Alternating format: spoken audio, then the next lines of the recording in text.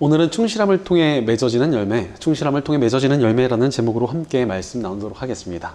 우리는 다들 무엇인가를 원하고 바라며 살아갑니다. 가볍게는 작은 물건을 사는 것이나 맛있는 것을 먹고 소소한 경험을 하는 것을 기대하고 바랍니다. 좀 더 크게는 누군가와 좋은 관계를 맺고 삶을 더 윤택하게 만드는 것을 바라기도 합니다. 나아가 나의 꿈을 이루고 하나님께 복받는 삶을 바랄 때도 있습니다. 그런데 이렇게 우리가 무엇인가를 바란다면 그것을 어떻게 얻을 수 있습니까?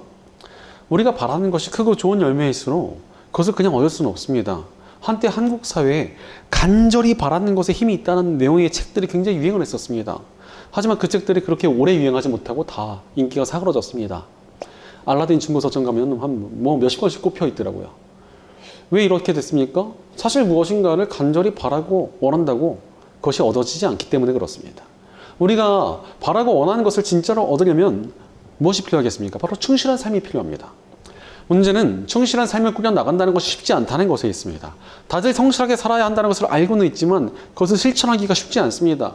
열심히 살아야지, 철저히 준비해야지라고 생각을 하지만 수시로 이 결단이 무너져 내립니다. 충실히 살겠다고 했지만 포기하고 게을러질 때도 있고 의지가 무너질 때도 정말 많습니다. 나중에 해야지, 어떻게든 되겠지라고 하면서 충실한 삶을 미루고 또 미루기도 합니다. 일단 대충 살아도 어떻게든 되는 것 같으니까 그냥 될 대로 되라 이러면서 살아가는 것입니다. 나름 계획을 가지고 충실히 살았었지만 한번 게을러지니까 다시 회복이 안 될 때도 있습니다. 그러다 보니까 내가 충실한 하루를 살았던 적이 언제인지 기억도 되지 않을 만큼 삶이 방치되어 버립니다. 물론 바라는 것도 없고 아무런 열매 없는 삶도 괜찮다 이런다면은 그렇게 살아도 괜찮습니다. 하지만 우리 모두는 다 무엇인가를 바라고 원하며 살아가지 않습니까? 안타깝게도 충실하지 않으면서 바라는 것이 많은 삶은 그야말로 비극입니다. 마치 풍년을 바라면서도 밭을 일구지 않아 잡초만 무성한 농부와 같이 되어버립니다. 그러니 스스로를 바라볼 때 자괴감이 들기도 하고 바라던 것을 얻지 못할 것이라는 것을 아니까 괴로워지고 메말라가는 자신의 삶을 바라보며 절망하게 됩니다. 그렇다면 이렇게 충실하게 살아가지 못하는 이유가 무엇입니까? 그것은 나의 삶에 제대로 직면하지 않아서 그렇습니다. 예전에 어떤 집사님 한 분이 건실한 기업체를 하나 아버지께 물려받았습니다. 원래 다른 일을 하고 있었는데 갑작스럽게 아버지께서 돌아가시면서 기업체를 물려받게 된 것입니다. 그런데 이분이 별로 회사를 물려받고 싶어 하지도 않았었고 크게 관심이 없었습니다. 그래도 일단 물려받았으니까 잘 해봐야 되는데 본인이 관심이 없었다 보니까 기본적인 운영도 배워놓지도 않고 그냥 밑에 사람들에게 일을 다 맡겨놓고는 방치해 두었습니다. 그냥 대표라는 직함만 달고 결제만 하면서 나중에 좀 배워야지, 나중에 좀 공부해봐야지 이러면서 본인은 회사도 잘 안 나가고 놀러만 다니셨습니다. 어찌 됐겠습니까? 이 건실한 기업체가 순식간에 기울었고 회사가 통째로 다른 사람에게 넘어가 버렸습니다. 그것을 보면서 다들 정말 부자가 3대 가기 어렵구나 이런 말을 했었습니다. 이런 일이 왜 일어났겠습니까? 본인이 이제 회사의 새로운 대표가 되었다는 삶에 직면하지 않고 회피하니까 충실하게 살지 못했고 그것이 열매를 잃게 만드는 비극으로 나타나는 것입니다. 우리 역시도 우리의 삶을 직면하며 받아들일 때 충실하게 살아갈 수 있습니다. 우리가 올해 With the Right Spirit, 바른 정신으로 함께 가기라는 주제로 요셉의 삶을 살피고 있습니다. 특히 오늘 본문은 요셉이 이집트의 토지법을 만들어가는 내용입니다. 심지어 26절을 보니까 요셉이 이렇게 이집트의 토지법 곧 밭에서 거둔 것의 5분의 1을 바로에게 바치는 법을 만들었으며 지금까지도 그 법은 유효하다라고 말씀하십니다. 창세기가 기록된 것이 요셉이 죽고 난 이후 한 400년 지난 뒤이니 요셉이 그 긴 세월 동안만큼 이어질 만큼 토지법의 단단한 기초를 다지며 총리로서 굉장히 충실히 살았다는 뜻입니다. 사실 나는 이 나라를 엄청난 위기에서 구해냈고 이집트는 나의 민족도 아닌데 내가 못하러 충실하게 살아갈 필요가 있냐 이러면서 대충 살아갈 수도 있지 않았겠습니까? 하지만 요셉은 자신의 현실에 직면했고 충실한 삶을 살았습니다. 항상 그는 자신의 현실에 직면하며 충실하게 살았습니다. 노예였을 때도 그러했고 죄수였을 때도 그러했습니다. 바로 이것이 우리가 따라야 할 바른 정신입니다. 바로 우리는 내게 주어진 지금의 삶에 충실하게 살아야 합니다. 오늘 본문 13절과 14절을 보니까 요셉이 좀 이해가 안 되는 행동을 하고 있습니다. 기근은 심해졌고 사람들은 심하게 굶주려 있었습니다. 이런 사람들에게 요셉이 곡식을 무료로 나눠주질 않습니다. 7년의 풍년 동안 모아놓은 곡식들을 그냥 나눠주질 않고 돈을 받고 팝니다. 그러니 온 이집트와 주변 나라의 돈이 다 이집트의 왕궁으로 몰렸습니다. 그런데 이 7년이란 기근, 이 엄청난 위기 속에서 곡식을 돈을 받고 팔았다는 것은 솔직히 좀 잔인해 보이기도 합니다. 아니 다들 굶주려 있는데 좀 나눠줄 수도 있지 그걸 왜 이렇게 팝니까? 하지만 이것은 요셉의 충실한 마음에서 나온 태도입니다. 사실 힘들다고 곡식을 그냥 무료로 나눠주면은 이걸 귀한 줄도 모릅니다. 사람들이. 그러니까 도덕적 해이 현상이 일어납니다. 곡식을 아껴 먹지도 않고 더 내놓으라고 그러고 이 재난에 함께 동참할 책임도 느끼질 못합니다. 그러나 요셉은 백성들에게 이 어려움에 동참하며 충실하게 삶을 직면해라 이렇게 가르쳐 온 것입니다. 사실 이것이 굉장히 성경적인 정신입니다. 성경에는 대충 살라는 내용이 전혀 없고 늘 충실히 살라고 우리에게 말씀하시기 때문입니다. 제가 참 좋아하는 말씀이 예레미야서에 등장하는 거짓 선지자 하나냐와 진짜 선지자 예레미야의 메시지가 확연하게 다르게 나타나는 내용입니다. 일단 거짓 선지자 하나냐는 유다 백성들의 나라가 패망하고 포로로 끌려가게 되었지만 2년이면은 다시 돌아오게 될 것이니까 가서 경작도 하지 말고 집도 짓지 말고 결혼도 하지 말라고 가르칩니다. 그냥 대충 살라고 말한 것입니다. 대충 살고 멍 때리면서 2년만 버티면은 된다 이렇게 얘기했던 것입니다. 악한 마귀의 메시지는 이렇게 대충 살라 그냥 막 살아라 이렇게 우리를 유혹하곤 합니다. 이것은 진짜 너의 삶이 아니라면서 현실 도피를 하게 만들어서라도 충실한 삶을 회방합니다. 지금 이 삶은 진짜 내가 원하는 삶이 아니고 언젠가 엄청난 일이 일어나고 엄청난 기회가 오면은 달라질 거니까 그때 잘 살면 되지라고 살게 만듭니다. 지금의 삶이 내 진짜 현실이 아니라 큰 기회가 오거나 내가 어떤 것을 하게 됐을 때 누군가 나를 도와줬을 때 정말 다른 인생을 살 수 있을 거라면서 그때 가면 열심히 살겠다고 말하는 것입니다. 그러나 진짜 하나님의 선지자인 예레미야는 포로로 끌려간 그 땅을 위해 기도하고 경작도 하고 집도 짓고 결혼도 하며 충실히 살라고 말씀을 전합니다. 실제로 포로 기간은 2년이 아니라 70년이었습니다. 대충 살았다가는 몹시 피폐하고 괴로울 뻔했습니다. 바로 하나님께서 주시는 메시지에 대충은 없습니다. 충실함만이 있습니다. 그러므로 우리는 충실하게 우리 삶을 살아야 합니다. 사실 충실한 삶이 없이 뭔가 바라는 것은 정말 도둑놈 심보 아니겠습니까? 예전에 어떤 기복적인 신앙을 가진 청년 하나가 기도 제목을 나눴는데 외모도 훌륭하고 돈도 많고 직업도 좋고 집안도 좋고 성품도 아주 좋은 훌륭한 이성을 만나고 싶다고 그 사람과 결혼하고 싶다라고 얘기를 했습니다. 그 사람들이 다들 좀 당황해 하니까 자신은 너무나 간절하고 진심을 다해 기도하고 있고 하나님께서 꼭 이루실 것을 믿어 의심치 않는다고 말을 했습니다. 그런데 제가 좀 생각을 해보니까 정말 그 청년이 그 바라는 이상형과 어울리나 생각해보면 전혀 아니었습니다. 왜냐하면 냉정하게 보면 그 청년은 외모도 전혀 꾸미지 않았고 좀 살집이 많이 있었거든요. 덩치가 아주 컸어요. 돈도 하나도 안 모아놓고 딱히 직업도 가지려 하지 않았고 성품도 솔직히 훌륭함과는 거리가 몹시 멀었습니다. 그래서 참다 못해가지고 네가 정말 그런 사람을 만나면 대체 그 사람 무슨 죄를 저질러서 그런 모진 심판을 받아야 되는 거냐라고 뼈있는 농담을 던진 적이 있습니다. 물론 어떤 사람들이 이렇게 말을 해요. 꿈을 꾸는데 자격은 없지 않습니까? 이렇게 말을 합니다. 하지만 최소한 뭔가 충실한 준비가 있어야 꿈꿀 자격도 있는 것 아니겠습니까? 충실함도 없이 그냥 기적만 바라면 그것은 허황된 망상에 불과합니다. 물론 우리 기독교가 기적의 종교가 맞습니다. 하나님께서는 우리 삶에 기적을 일으키실 수 있는 분이십니다. 하지만 충실한 삶을 내팽개친 채 기적을 바라는 것은 신앙이 아닙니다. 그것은 광신입니다. 바로 미친 믿음, 말도 안 되는 소리라는 것입니다. 우리가 기적 같은 믿음의 역사를 바란다면 충실하게 살아야 합니다. 실제로 십자가의 복음은 우리에게 충실함에 대해서 명확히 가르치십니다. 하나님께서 우리를 구하고자 하시는 기적 같은 구원의 역사를 일으키시고자 할 때 이 일을 어떻게 준비하셨습니까? 치밀하게 준비하셨습니다.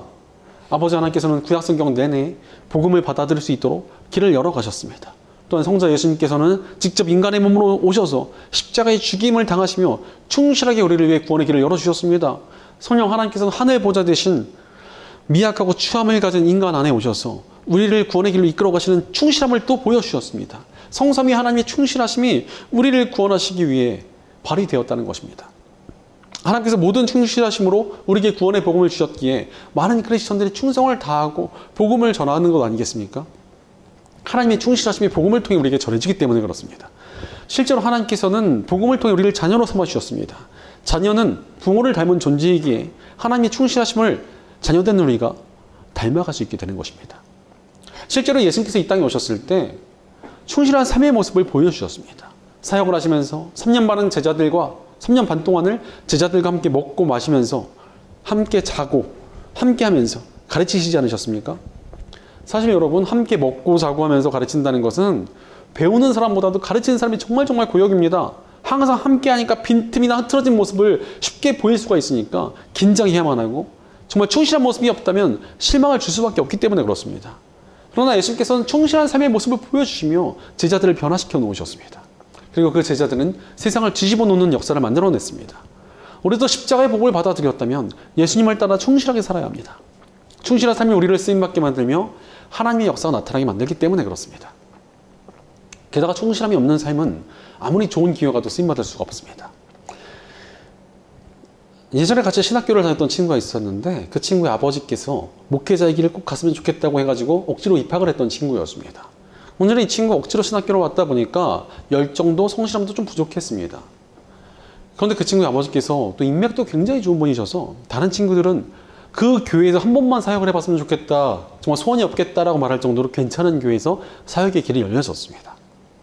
하지만 이 친구는 열정이 없으니까 기뻐하지도 않고 정말 억지로 전도서 사역을 시작했습니다. 그런데 열정이 없다 보니까 제대로 할 수 있었겠습니까? 설교 준비도 대충 하고 사역 준비도 대충 하고 맨날 잡담만 하고 헛소리만 해가지고 성도들이 다 시험에 들었습니다. 사역할 때도 맨날 정신을 빼놓고 하니까 할 말 못할 말 못 가리고 다 하다가 어린 학생들 물린 적도 너무나 많고 학부모들이 민원까지 넣을 정도였습니다. 심지어 스트레스 받는다고 PC방에 게임하러 갔다가 정신 팔려가지고는 예배까지 펑크 내고 교회에서 해고당해버렸습니다. 그러니 그 친구의 아버지께서도 몹시 화를 내셨고 그 친구도 스스로에게 너무나 크게 실망해서 신학교를 자퇴하고 방황을 시작하게 되었습니다. 사실 아무리 좋은 자리와 좋은 기회가 주어져도 충실함이 없었다면 그게 무슨 의미가 있겠습니까? 아무런 의미가 없습니다. 오히려 기회만 놓치고 나중에 슬퍼할 뿐입니다. 충실함이 없으면 좋은 자리도 독이 될 뿐입니다. 아무리 멋진 꿈을 바라고 계획해도 또 충실함이 없으면 그것은 또 공허한 내침에 불과하게 됩니다. 한 청년이 10년 전에 저를 찾아왔습니다. 자신의 분야를 완전히 뒤집고 바꿔버릴 만한 정말 멋진 꿈을 꾸고 있다면서 저한테 기도해달라고 부탁을 했습니다. 들어보니까 야, 이거 정말 멋진 꿈이다, 나도 같이 기도하면 응원하겠다 라고 했습니다. 그래서 또 기도하고 응원했습니다. 10년이 지났습니다. 그런데 그 세월 동안 그 청년은 자신이 그렇게 외치던 꿈에 가까워지는 대신 별다른 노력이나 열정도 없이 대충 살고 놀면서 시간을 보냈습니다. 맨날 어디 놀러 갔다, 무슨 게임 시작했다, 일하기 싫다, 지겹다, 퇴사하고 싶다, 놀고 싶다, 이렇게 충실하지 않고 불평만 하는 모습을 보여줬습니다. 지금 만나보니까 비판적인 시선으로 비전을 가지고 있던 청년이 이제는 그냥 불만만 많고 비난만 쏟아내는 중년이 되어버렸고 멋진 꿈은 그냥 옛날 얘기가 돼버렸습니다. 이게 얼마나 안타까운 일입니까? 꿈이 있다면 충실해야 됩니다. 아무리 멋진 꿈이 있어도 충실하지 않으면 그것은 헛된 망상에 불과합니다. 꿈이 있다면 우리는 충실하게 살아야 됩니다. 심지어 정말 뛰어난 능력과 은사가 있어도 충실하지 않으면 소용이 없습니다. 제가 이제 설교학을 전공해가지고 설교에 대해 공부를 나름 조금은 했다고 생각을 합니다. 하지만 가끔 설교학만으로는 절대 설명할 수 없는 뛰어난 재능을 가진 목회자분들을 종종 봅니다. 제가 아는 분 중에 단연코 가장 뛰어난 설교의 재능을 가진 목사님이 한 분 계십니다. 얼마나 대단한지 한번 말씀을 시작하시면 시간이 어떻게 가는지 모르겠어요. 음성도 발성도 기가 막힙니다. 하지만 이분이 뛰어난 설교자가 됐느냐? 전혀 그렇지 못했습니다. 자신의 재능이 뛰어난 걸 본인이 너무 잘 알고 있으니까 설교 준비를 충실하게 하지 않으셨습니다. 정말 대충 설교하셨습니다.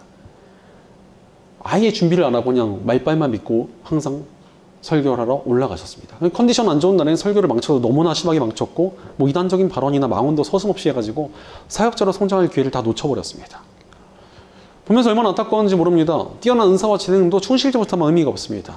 그러므로 우리 삶이 정말 잘 쓰임받고 싶다면 충실하게 살아야 합니다. 충실하게 사는 것이 우리 삶이 열매 맺고 바라는 것들, 모든 꿈과 소망, 그리고 하나님의 능력과 역사를 나타내는 통로가 됩니다. 그렇다면 우리가 구체적으로 어떻게 충실한 삶을 살아야겠습니까?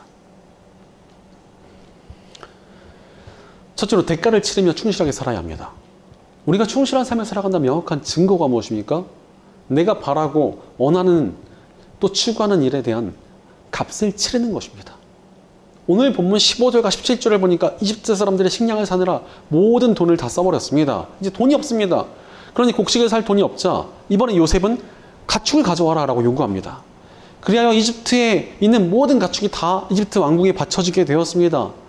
바로 요셉은 바라는 것이 있다면 값을 치러야 된다는 사실을 이집트 백성들에게 뼈저리도록 느끼게 했습니다. 대가를 치르는 자세가 어려움을 이겨낼 때 너무나 중요하기 때문에 그렇습니다. 대가를 치르는 자세가 없이 뭔가 바라기만 한다면 우리 허황된 생각에 사로잡혀서 인생이 더 괴로워지기만 할 뿐입니다. 막연하게 뭘 잘하고 싶고 뭔가 이루고 싶다고 해도 그것에 대한 값을 치르지 않으면 좋은 결과는 당연히 올 수 없습니다. 본인 스스로도 스트레스만 받게 됩니다. 실제로 집안의 운동기구에 다이어트 보조제를 잔뜩 쌓아두기만 하고 스트레스만 받고 있는 분들이 얼마나 많습니까? 뭐 공부해야 하지 하면서 책장에 책은 채워뒀지만 계속 읽지 않고 미루는 분들이 또 얼마나 많은지 모릅니다. 보면서 스트레스를 받고 있지만 대가를 치르지 않는 한 이룰 수 있는 것은 아무것도 없습니다. 공부를 잘하고 싶으면 공부를 하는 대가를 치러야 되고, 살을 빼고 싶다면 운동과 식단 관리하는 대가를 치러야 하며, 꿈이 있다면 노력의 대가를 치러야만 합니다. 바라는 것이 있다면 값을 지불해야 한다는 것입니다. 어떤 분들은 이렇게 말을 해요. 우리 구원은 그래도 값없이 얻지 않았습니까? 이렇게 말합니다. 물론 우리가 값없이 구원을 얻은 것은 맞습니다. 하지만 그것은 하나님께서 하나뿐인 아들 예수 그리스도의 십자가 희생이라는 엄청난 대가를 대신 치러주셨기 때문에 우리가 얻게 된 것입니다. 모든 일에 값이 있다는 것입니다. 사실 저에게는 대가를 치러서 열매를 얻었던 경험이 있습니다. 젊은 시절 저는 믿음이 없어서 방황하던 중에 갑자기 하나님의 부르심을 받고 신학교에 지원을 하게 됐는데 문제가 하나 있었습니다. 하나님께서 갑자기 부르셨으면 열정도 있고 뜨거움도 있는데 성경 지식이 부족해서 너무나 부족했다는 것입니다. 심지어 지원한 학교 중에서 하나는 수능 성적이 너무 여유로워서 여기 붙겠지라고 생각하고 들어갔는데 성경 고사를 정말 끔찍하게 높아서 떨어졌습니다. 나중에 교회에 가가지고 청년부 전도사님이랑 한번 채점해봤는데 네, 성경고사 100점 만점에 12점 나왔어요. 그러니까 떨어졌지. 얼마나 처참합니까? 결국 한 군데 합격을 했는데 나중에 교학처에서 일하던 선배가 말을 해줬습니다. 사실 네가 성적으로 따지면은 그 수능 성적이나 그런 거 다 합쳤을 때 우리 과에서 탑 3인가 정도 됐대요. 그래서 근데 왜 저한테 장학금이 나오지 않았습니까? 했더니 성경고사 성적이 너무 낮아서 네가 그 붙은 사람들이 거의 제일 밑바닥 중에 한 명이었다. 그래서 장학금 받지 못했다 얘기도 들었습니다. 거의 성경을 몰랐다는 뜻이죠. 문제는 또 수업 때 성경을 모르니까 따라가기가 너무나 어려웠습니다. 뭐 교수님이 무슨 얘기를 해도 아는 게 하나도 없는 거예요. 그래서 이런 내가 어떻게 사역을 하고 좋은 설교자가 될 수 있겠는가 이런 마음에 매일 정해놓고 성경을 읽었습니다. 지금까지도 성경을 읽는 습관을 거의 한 10몇 년째, 한 20년 가까이 지키고 있고 아파서 입원하거나 알아 누워도 성경은 제가 읽었던 것 같습니다. 그러다 보니 정말 열매가 많았습니다. 졸업할 때쯤 되니까 동기나 후배들이 저한테 성경 질문을 하기 시작했고 설교에 있어서도 영감이 있고 묵상 글을 쓰는데도 영감이 있으니까 계속 쓸 수 있게 됐습니다. 뭐 다른 목회자분들을 만나도 성경 몇 번 읽었냐 물어보면은 그래도 제가 뒤처지진 않는 것 같아요. 좋은 설교자, 좋은 목회자가 되고 싶었는데 또 하나님의 말씀을 가까이 하겠다는 값을 치르니까 분명 열매를 얻고 있는 것 같습니다. 바로 바라는 것이 있다면 대가를 치며 충실하게 살아야 합니다. 그런 우리의 충실함을 또 하나님께서 보실 때 우리의 충실함을 가만히 두시겠습니까? 얼마나 또 도와주시겠습니까? 그러니 풍성한 열매를 맺을 수 있는 것입니다. 그러므로 대가를 치는 충실한 삶으로 하나님 안에서 풍성한 열매를 거두는 저와 여러분 되시기를 축원합니다. 둘째로 헛된 것을 버리며 충실하게 살아야 합니다. 우리가 충실한 삶을 살기 위해서 반드시 필요한 것이 무엇입니까? 그것은 바로 중요하지 않은 것들, 필요하지 않은 것들, 나를 망가뜨리게 만드는 것들을 내려놔야 됩니다. 오늘 본문 18절에서 20절 보니까 돈과 집짐승까지 다 갖다 바친 이집트 사람들이 또다시 식량이 떨어져서 요셉에게 나옵니다. 그러자 요셉은 이제 그들에게 땅을 바치게 합니다. 아니 당장 먹을 게 없는데 땅이 무슨 필요가 있겠습니까? 땅을 가지고 있어봐야 그냥 스트레스 받을 뿐입니다. 어떤 사람은 그래도 땅은 그래도 가축은 그래도 돈은 이러면서 망설였을지 모릅니다. 그러나 그렇게 망설이다가는 굶어 죽을 수도 있습니다. 더 중요한 것을 위해서 쓸모없는 것들을 버려야 됩니다. 밭을 일구는 농부가 잡초가 너무 예뻐 보인다고 가만히 놔두고 있으면 어찌 되겠습니까? 뭐 날이 좋고 아무리 열심히 농사를 지어도 풍작을 기대할 수 없을 것입니다. 마찬가지로 내가 무언가를 간절히 바랄 때 삶에서 이것저것 다 덕지덕지 다 끌고 가려고 한다면 이룰 수 있는 것이 없습니다. 예를 들어서 정말 중요한 시험을 준비하는 사람이 친구들의 약속도 가야 되고 게임도 해야 되고 놀러도 가야 되고 콘서트도 가야 되고 예능도 다 챙겨봐야 된다고 하면은 이 시험을 어떻게 합격하겠습니까? 살을 빼야 된다고 말을 하는데 달콤한 간식을 먹어야 되고 자극적인 배달 음식도 먹어야 되고 운동을 하기 싫고 밥 먹고 바로 잠들고 달달한 음료수도 먹어야 된다고 하고 있으면 이 다이어트는 실패할 것입니다. 하나님께 복받겠다고 하면서 예배도 수시로 빠지고 놀러 다니고 술도 마시고 하나님 대신 다른 것들 더 쫓고 있으면 그것은 그냥 공허한 소망이 될 뿐입니다. 진짜 대가를 치르며 충실한 삶을 살려면 쓸데없는 것은 포기해야 됩니다. 예전에 어떤 축구선수 하나가 엄청난 재능으로 좋은 성적을 거두었고 세계에서 가장 잘 나가는 팀으로 이적하게 되었습니다. 그런데 이렇게 최고의 수준을 가진 프로 선수들은 식단을 정말 세세하게 신경 쓰면서 철저히 관리합니다. 그래야 재능을 꽃피울 수 있기 때문에 그렇습니다. 그런데 문제는 이 선수가 음식을 너무너무 좋아했습니다. 그 중에서도 햄버거를 절대 포기하지 못했습니다. 그래서 몰래 햄버거를 먹다가 자주 걸리는 모습을 보여줬고, 햄버거 먹다 걸린 사진, 뭐 경기 끝나고 나갔다 햄버거 먹는 사진, 훈련 끝나고 나갔다 햄버거 먹는 사진, 햄버거를 좋아해도 너무너무 자주 먹었습니다. 그러니까 나중에 어떻게 됐겠습니까? 체형을 관리 못해가지고 배가 툭 튀어나왔습니다. 이 프로 선수가. 심지어 또 몸무게가 무거우다 보니까 이 살찐 상태로 뛰다 보니까 이 부상까지 입었습니다. 그래서 경기도 제대로 못했고 끝내 역대 최악의 이적이 불리면서 세계 최고의 팀에서 쫓겨나게 되었습니다. 우리도 마찬가지입니다. 진짜 충실한 삶을 살며 열매를 얻으려면 버릴 건 버려야 됩니다. 악한 관계, 죄악, 게으름, 잘못된 것들, 굳이 필요하지 않은 시간 낭비거리들, 자신이 버려야 될 것들 자신이 제일 잘 알고 있을 것입니다. 이런 쓸모없는 것들 다 버리며 충실히 살아야 합니다. 그때 잡초를 뽑아낸 밭이 풍성한 결실을 얻게 되듯이 우리 삶도 선한 열매를 거두게 될 것입니다. 그러므로 버려야 할 것들을 버리는 충실한 삶으로 하나님 안에서 풍성한 열매를 거두는 저 여러분 되시기를 축원합니다.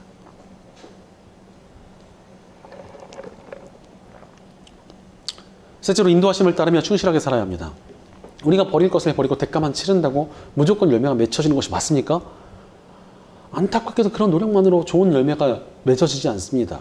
사실 농사를 짓는다고 해도 좋은 밭에서 지어야지 바위 위에 가서 잡초를 뽑고 밭을 갈아봐야 열매가 맺힐 수가 없습니다. 좋은 밭에 갈아야 풍성한 열매가 맺어지는 것입니다. 그렇다면 우리가 어떻게 좋은 밭으로 가서 밭을 갈 수 있습니까? 그것은 바로 하나님의 인도하심을 따르는 것에 있습니다. 오늘 본문 21절에서 25절을 보니까 요셉이 백성들을 인도하는 상황이 나옵니다. 그는 뭉쳐있던 이집트 백성들을 흩어서 여러 섬으로 나눠 땅을 개간하게 합니다. 이집트 사람들이 원래 이 나일강 주변에 모여가지고 그 밖에 있는 땅을 개간하지 않았었거든요. 요셉이 그 땅을 다 개간하게 만들면서 이제 더 풍성하게 열매를 얻을 수 있도록 준비를 시킵니다. 그리고 또 기근이 끝나갈 무렵에 씨앗을 나눠주어서 이제 수확을 하게 만듭니다. 하나님의 인도하심을 따르던 요셉이 하나님께서 알려주신 대로 백성들을 이끌었습니다. 그러자 어떻게 되었습니까? 풍성한 열매를 거두었습니다. 그러니 25절에 백성들이 여러분께서 우리의 목숨을 건져주셨습니다 라며 요셉에게 감사 인사를 드립니다. 하나님의 영감 받은 사람의 인도하심대로 가니까 열매가 있었기 때문입니다. 사실 이집트인들이야 하나님 모르던 사람들이니까 하나님의 영감을 받은 요셉의 인도를 받았지만 우리 크리스천들은 하나님께 직접 인도하심을 받을 수도 있는 사람들이지 않습니까? 그런 의미에서 우리의 삶에서 정말 중요하게 여겨야 하는 것은 하나님께서 나의 삶에 어떻게 인도해 가시는 것을 아는 것입니다. 하나님의 인도하심 없이 우리가 무엇을 얻을 수 있겠습니까? 그러니 우리는 하나님의 인도하심을 얻기 위해 충실하게 살아야 합니다. 다행히도 하나님께서는 우리가 하나님의 인도하심을 깨달을 수 있도록 정말 많은 통로를 주셨습니다. 때로는 기도로, 어쩔 때 말씀으로, 어떤 때는 예배 가운데, 또 하나님께서 해석되어지는 상황이 열려짐으로 우리를 인도해 가십니다. 이러한 인도하심을 알기 위해서는 하나님을 충실하게 따라야 합니다. 진심으로 기도하고 예배하며 마음을 다해 하나님을 쫓을 때 하나님의 인도하심이 깨달아지고 열려지게 되어 있습니다. 그것이 우리 삶의 가장 좋은 열매를 얻을 수 있는 길로 인도하십니다. 영국의 존 버년이라는 사람이 있었습니다. 이 사람이 온전한 신앙을 지키려고 하다가 왕의 분노를 사서 갑작스레 감옥에 갇히게 되었습니다. 그런데 그곳의 간수가 평소에 존 버년을 존경하던 사람이었습니다. 그래서 갑자기 이렇게 감옥에 갇히시느라 가족들과 인사도 못했을 테니까 잠깐 가족을 볼 수 있도록 배려해 주겠습니다. 잠깐 다녀오십시오. 이렇게 제안을 했습니다.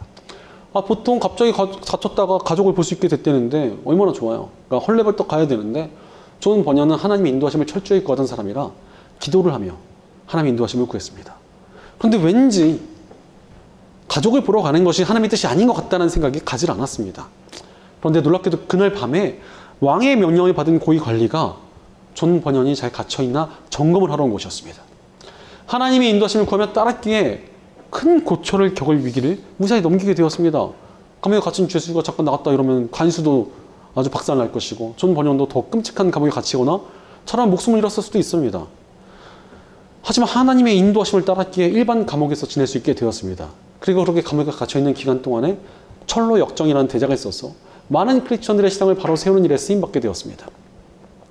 바로 하나님의 인도하심을 따를 때 우리도 열매 맺는 삶을 살 수 있습니다. 그러니 우리는 하나님의 인도하심을 따르기 위해 하나님을 쫓으며 충실하게 살아야 합니다.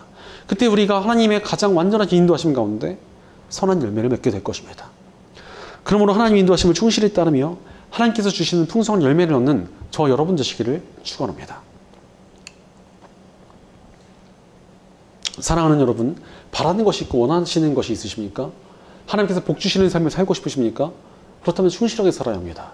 충실하지 않은 삶으로는 아무리 좋은 기회가 오고 멋진 꿈을 꾸며 재능과 은사가 있어도 열매를 맺을 수 없기 때문에 그렇습니다. 그러나 우리가 충실한 삶을 살아갈 때 반드시 열매 맺게 됩니다. 실제로 민족의 영웅이라 불리는 이순신 장군은 명량해전에서 12척으로 왜군을 막아내는 엄청난 승리를 거두며 왜군의 진군을 막고 명나라의 전폭적인 도움을 약속받게 되었습니다. 이렇게 큰 승리를 거두고 좋은 기회까지 얻었으니까 이제 좀 편하게 지내도 되지 않습니까? 내가 이렇게 큰 승리를 거두었으니까 뭐 남은 것은 알아서들 하시고 뭐 육군이 알아서 하시든가 하시고 또 이제 명나라군도 온다고 하니까 알아서 잘 해주시고 이러면서 편하게 지낼 수도 있었을 것입니다. 하지만 이순신 장군에게는 나라를 지키겠다는 강렬한 열망이 있었습니다. 그래서 충실한 삶을 멈추지 않습니다. 인력과 재정을 다 긁어모아서 12척밖에 없었던 수군을 80척까지 재건했습니다. 이런 상황이면 불만이 나올 수도 있고 힘들다고 사람들이 아우성칠 수도 있고 또 위에서도 견제할 수도 있지만 나라를 지키겠다는 열망으로 그 자리에서 충실한 삶을 살았던 것입니다. 그러니 그 덕에 이어지는 노량해전에서도 큰 승리를 거두며 나라를 지켜냈고 승전 이후에도 이 조선이라는 나라가 명나라에 너무 심하게 흔들리지 않을 수 있었습니다. 바로 충실한 삶의 열매가 있었던 것입니다. 그러므로 우리도 어느 상황이든지 충실하게 살아야 합니다. 그 충실함이 우리의 삶을 바꾸고 열매 맺게 할 것입니다. 그러니 사랑하는 여러분, 버릴 것을 버리며 대가를 치는 충실한 삶을 살고 있습니까? 하나님의 인도하심을 구하며 철저히 하나님을 따르고 계십니까? 하나님 안에서 충실하게 삶을 꾸려나가며 하나님께서 맺게 하시는 풍성한 열매를 거두고 누리는 복된 저 여러분 되시기를 주의 이름으로 간절히 축원합니다. 기도하겠습니다. 우리 삶에 많은 기회와 복과 인도하심을 예비해 두신 하나님 감사와 찬양을 드립니다. 하나님께서 우리 삶에 많은 좋은 것들을 예비해 주셨는데도 불구하고 우리가 충실치 못한 삶으로 그것들을 제대로 누리고 살지 못한 것은 아닌지 우리의 삶을 돌이켜봅니다. 그러나 이제 우리가 하나님 안에서 충실한 삶을 읽어가기로 결단합니다. 내가 바라고 원하는 것들을 위해 값을 치르는 결단을 가지고 살아가게 하옵소서. 언제나 하나님의 인도하심을 충실히 따르며 하나님의 뜻 안에서 충성된 삶을 사는 저희가 되게 도와주시옵소서. 우리 공동체 가운데도 함께해 주셨소. 저희가 서로를 격려하며 함께 충실한 삶으로 나아가 하나님의 뜻 가운데서 충성되게 서서 쓰임받는 믿음의 공동체가 되게 하여 주시옵소서. 늘 저희와 함께 하시며 선한 길로 인도해 주시는 우리 주 예수님의 이름으로 기도드리옵나이다. 아멘.